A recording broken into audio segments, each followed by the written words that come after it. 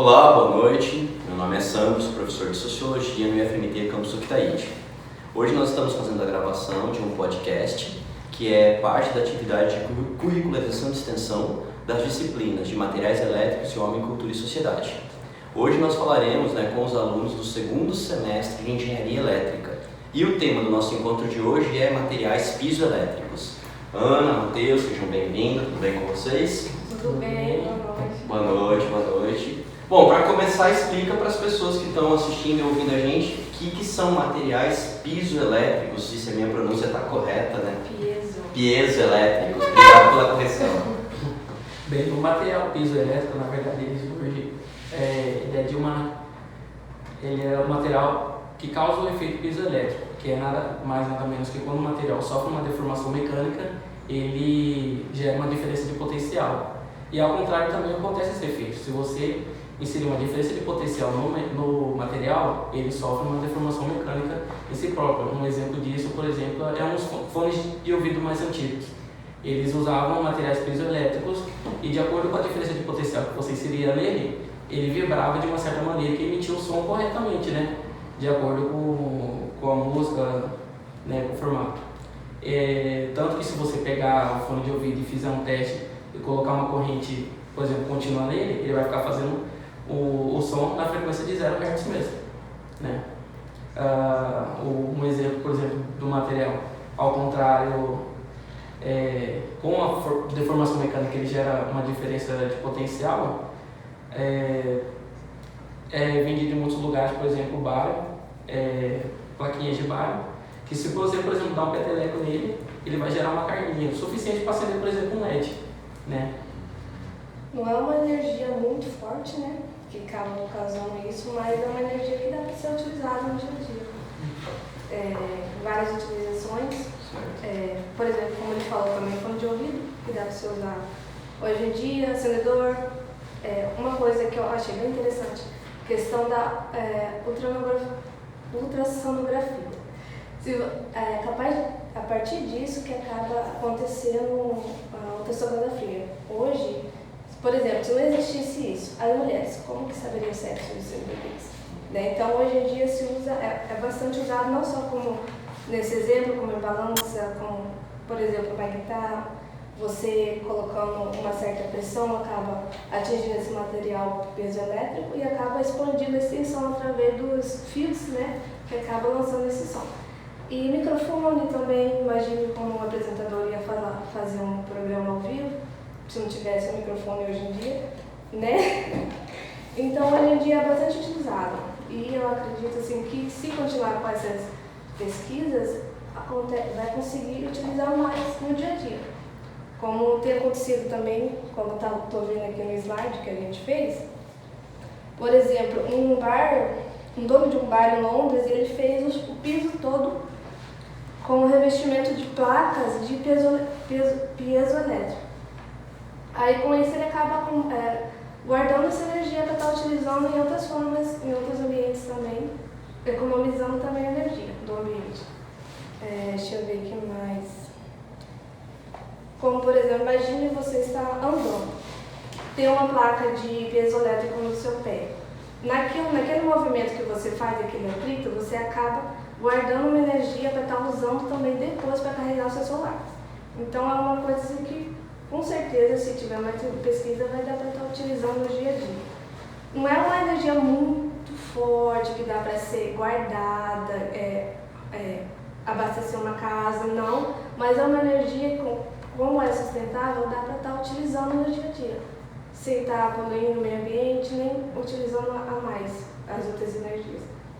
E isso já está presente no nosso cotidiano, né? Você falou de ultrassom, microfone, guitarra elétrica, e aí já tem essas possibilidades de uso deles para produzir, vamos dizer assim, cargas menores para abastecer, né, de repente, nossos celulares, né, e outros equipamentos. Muito interessante. E a obtenção desse tipo de material é muito caro? Não, na verdade, o cristal em si, ele é caro de se obter. Por exemplo, os mais usados, que tem o melhor uso, é o quartzo, né? Perfeito. Tem também o tourmaline e o sal de Rochelle.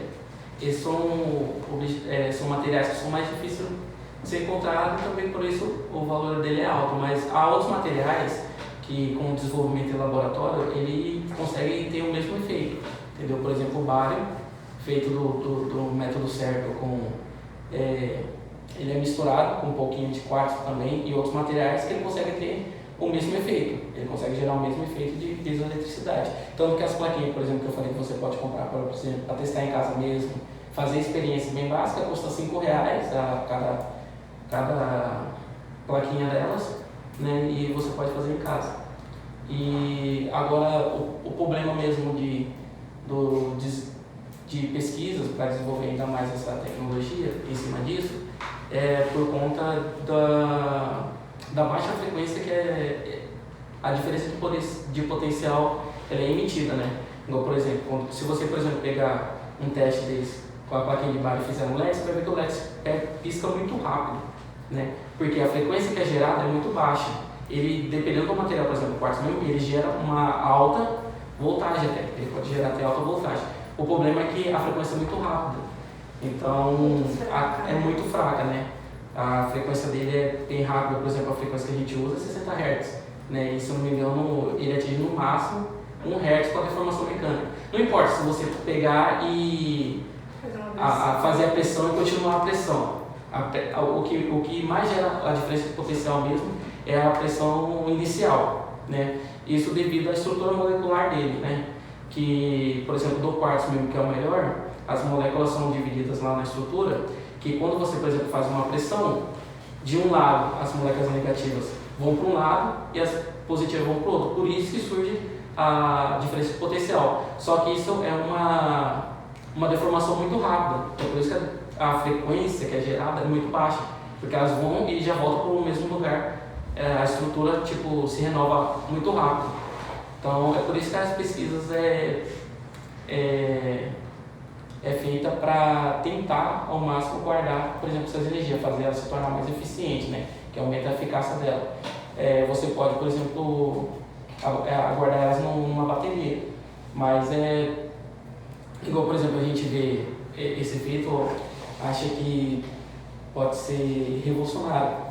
Tipo, eu já pensei na armadura do Pantera Negra aqui. Isso, basicamente vamos dizer que funcionaria desse jeito. Só que ali seria pouca energia, né? Ali armazena uma energia absurda, né? Não é daquele jeito que vai acontecer realmente, né? Mas o efeito piezoelétrico funciona da mesma maneira. Entendi. Então, a deformação mecânica vai armazenando energia, só que é uma energia que a frequência é muito baixa, então para você armazenar ela, teria que fazer picos muito rápidos. Por exemplo, numa deformação mecânica, você teria que, por exemplo, para os 60 Hz, você teria que fazer deformação 60 vezes em um segundo. Como é que você faz isso? Tipo, sem que use energia elétrica? Não tem como. Então, o termo geral que a gente usa mais para tentar usar esse efeito em a favor por exemplo, numa festa, por exemplo, lá do bar, se eu não me engano, o cara conseguiu fazer uma armazenagem de energia e recuperar para usar no bar de 40%. E tipo, é muito, porque é um bar extremamente lotado lá, é um bar de luxo lá, né, bastante movimentado. 40%. E se eu não me engano, 40% ele consegue recuperar de energia com essas placas que ele instalou no bar inteiro. Eu uma vez vi, mas eu já não lembro, não tenho mais certeza.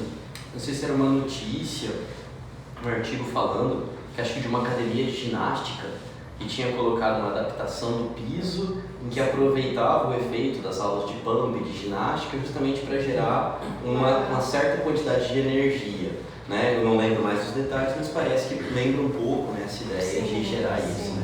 Você me fala um pouco do material, eu lembro muito o conceito de resiliência, né? Porque o cristal teria que absorver essa deformidade para gerar essa carga, mas se mantém íntegro, né? Ou seja, não se alterado. Por mais que tenha uma certa pressão, ele não acaba se desfazendo, ele continua ali. Ou seja, a integridade física dele é mantida. A integridade física dele é mantida. Que ótimo. E normalmente os materiais que têm, por natureza, esse efeito, eles são materiais bem resistentes. Então, até para deformar ele, tipo, às vezes você pode não perceber a deformação, mas você pegar um quartzo mesmo e bater e e fizer a alegação certinha, vai acontecer diferença de potencial, mas você vai achar que nada foi feito. Aí precisa dos instrumentos próprios da área de vocês para conseguir perceber isso, né? A ciência é para isso, é para ter inclusive conhecimento específico com instrumental específico. Bom, eu estou bem satisfeito, né, com a apresentação inicial que vocês fizeram dos materiais piezoelétricos. Tem mais alguma contribuição que vocês gostariam de fazer? Uma curiosidade que eu podia falar, por exemplo, foi a principal pesquisa dele foi as sonares de navios no tempos antigos. A primeira utilização dele mesmo na história foi provada, né? Pelo menos provada foi por Leonardo da Vinci só deixa eu lembrar o ano aqui, foi 1490, que ele usou esse material, ele fez um tubo e com o tubo ele colocou debaixo da água e colocou o ouvido e isso ele conseguia identificar a distância de vários objetos que tinha debaixo, por exemplo, do rio, através do movimentar que gerava o som.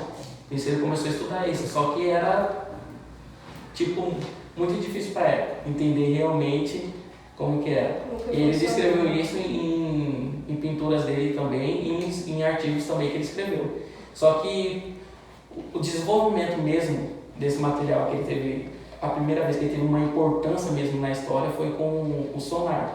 Os primeiros sonares eram usados materiais piezoelétricos, né?